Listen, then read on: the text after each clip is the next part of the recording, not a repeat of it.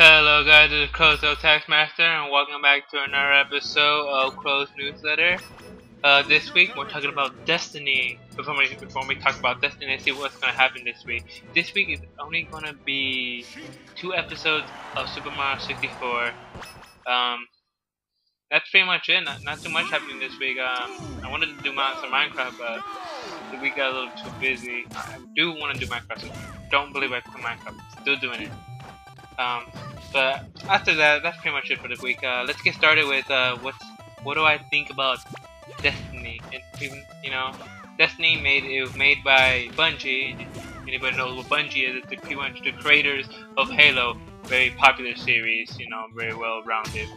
And it also was published by Activision, the people that brought you Call of Duty.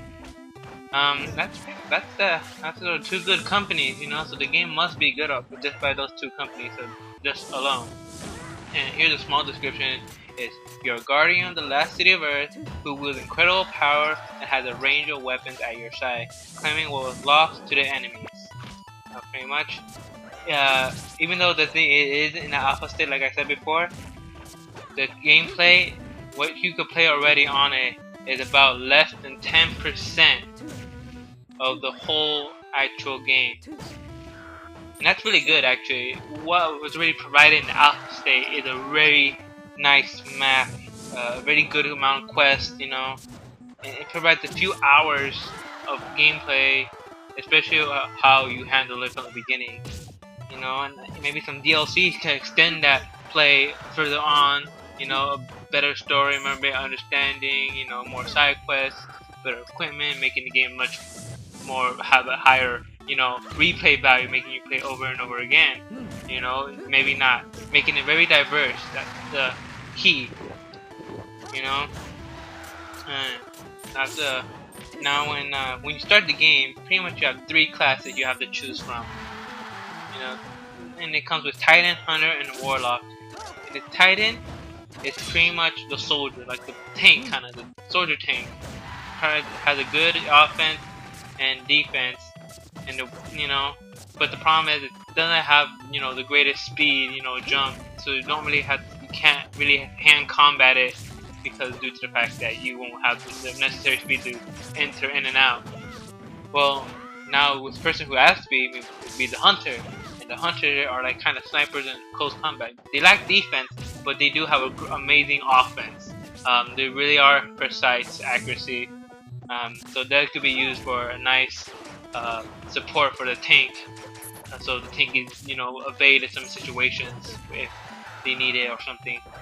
And if you need some, you need a mage, man. So the warlock comes in and acts like the mage, has pretty much very good with the magic spells. I mean, all characters can use the spells, but with the warlock, he has a greater amount, with a lot more damage through this kind of stuff, other than the close combat or some range with some weapons or arsenal, and that's really good.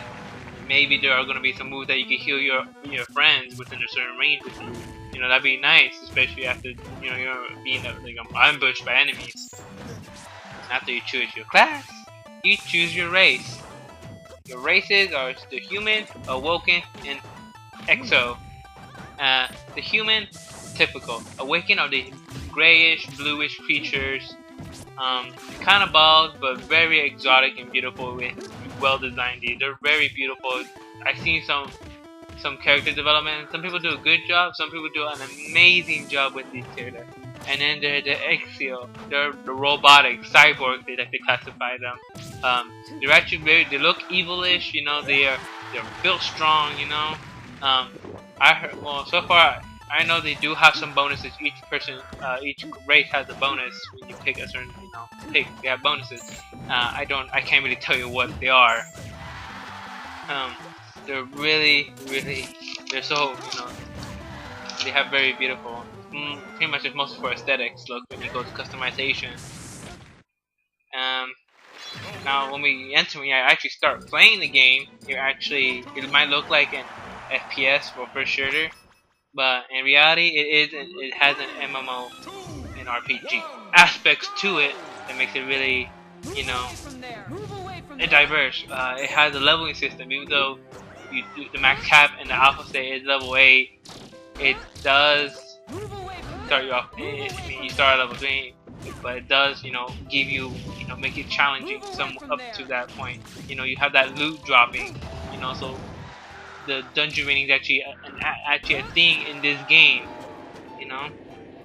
And also about dungeon rating, you can also join other players, helping you to be, complete more difficult dungeons that'll be nearly impossible just by yourself, And it's pretty much very nice so far as the game, It's probably really good, probably one of the best MMOs on a console out there so far. Because there hasn't been really, it's mostly MMOs are probably mostly PC thing, and Bungie taking this to a next level and to showing that MMOs can be on a console is really beautiful. They really have a nice map, nice weapon range of weapons. Any class can use any weapon. Pretty much customization as you develop, so your character should be the same after a while playing the game.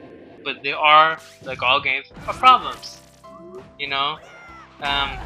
A few problems before the beta. That I hope they change when the beta releases this July that's coming up. Is the control scheme. Like I said, the control scheme is the only thing is one of the biggest problems. It's set up so it could be used with a mouse and keyboard. This game is going to be on the Xbox One and PS4 and PC. But they need to learn how to set it up for the console as well, not just for a mouse. They really want to go back to some of the Halo games, and of course the phone will come here. And the Halo games really do use the controller very well. I played Halo. It's also the other problem, other than the controls. After you get the hang of the controls, you're gonna probably wreck through that game, max the level game, because you start out at level 3, you're gonna get to level 8 in less than an hour. They haven't really said. I looked up. They haven't really said if there's ever gonna be a max level, like a max level cap. But right now it's level 8. You can't really get higher than that. And if I could get to level 8 in less than an hour, that's just you're giving out too many experience points. I hope they decrease the points you get when you defeat an enemy or awesome. But I want to say also make it to the point that it's impossible to reach just level 10. I need to take no matter how hard I try, it has a steady pace. And speaking about steady pace, there's this thing they call bosses. They make you stop. So far the bosses are unbelievably impossible by yourself to kill. They have, they really take a long time, and you really gotta have team members and some teams technically, because there's no way you can beat the monster because so far it takes about an hour just to defeat one of the first earlier bosses with a full team. So they should really decrease the health or the intensity of that boss mostly, and maybe slightly increase the reward to make it at least worth my while if I am going to play for that long.